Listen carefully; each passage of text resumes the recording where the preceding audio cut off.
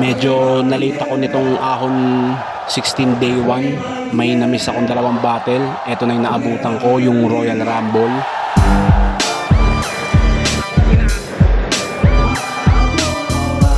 At yan nga, ang nanalo dyan ay si 3D.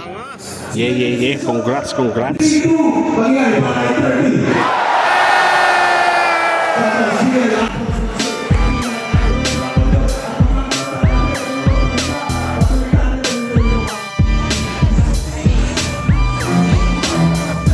At eto, di na namin naabutan ang pagbibimbangan nitong dalawang to.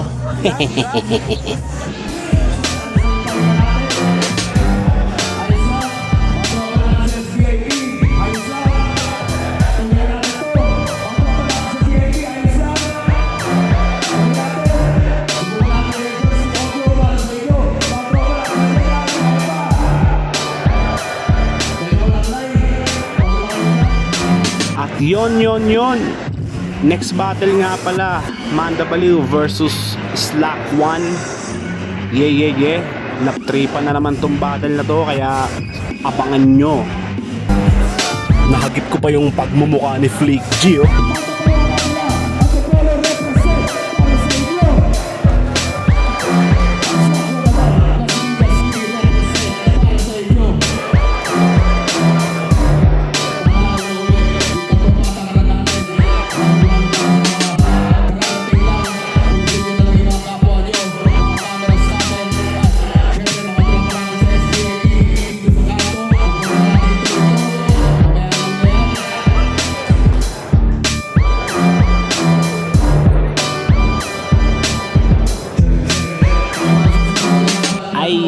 Ay.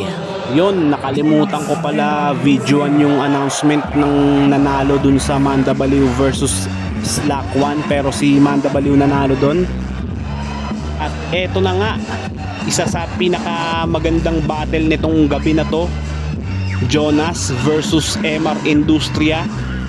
Ibang klaseng style clash.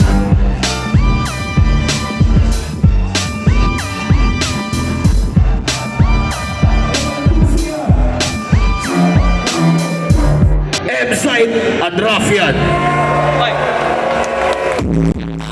At yun na nga, nakalimutan ko rin palang videohan yung announcement ng nanalo dun sa Jonas versus MR Industria. Pero yung nanalo dun si Jonas. Tangina nun, ang kulit lap trip talaga.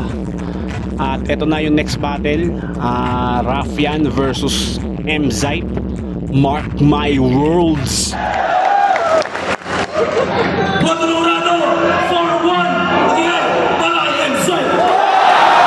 At yun na nga, nanalo si M-Zite, mark my words. Syempre, eto na ang pinaka-inaabangan na battle netong gabi na to. Ang main event, Tipsy D. Syempre, kilala nyo na, Uncrowned King versus Mot, the motherfucking undefeated. Yeah. Siguradong solid to, abangan nyo to. Malamang sa Pasko i-upload to. Mark my words.